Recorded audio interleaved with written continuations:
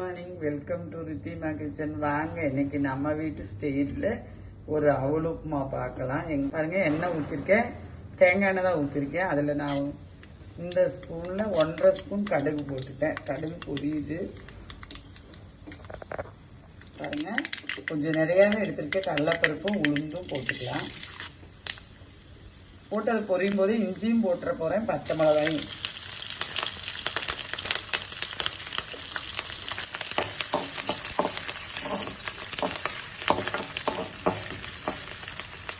இந்த டைம் 2 பெரிய வெங்காயம் கட் பண்ணி வச்சிருக்கேன், நைஸ். அதையும் போட்டிருக்கேன்.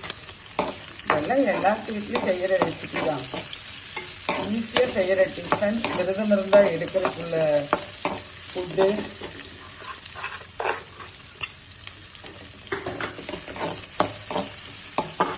இந்த டைம் நான் பெருங்காய பொடி ஒரு சிட்டிக்கு போட்டுட்டு போகிறேன். நீங்கள் எடுத்து வச்சு போட்டுக்குங்க, ஏன்னா எனக்கு இப்படி அளவு தெரியும். ரெண்டாவது நான் இதில் மஞ்சப்பொடி போட போகிறது கிடையாது. வெள்ளை அவலாக இருந்தால் மஞ்சப்பொடி போடலாம், வெள்ளையாகவும் செய்யலாம். இது சிகப்பு அவல், மட்டை அரிசியோட அவல். அதனால நான் இதுக்கு மஞ்சப்பொடி போட மாட்டாங்க எங்கள் மாமியார். அது கலரு ரெட்டாக வேணும்னு சொல்லுவாங்க. அப்படி செஞ்சாதான் அதோட கலருன்னு சொல்லன்னு செய்வாங்க.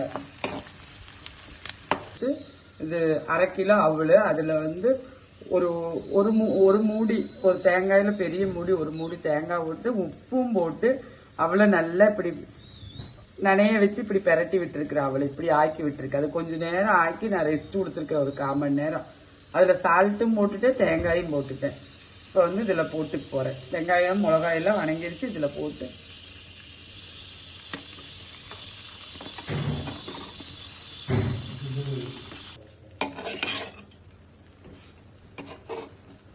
பாருங்க, இப்படி ஒரு 8 நிமிஷம், கரெக்டாக 8 நிமிஷம் அவளு நம்ம இப்படி வணக்கி விட வேணும்.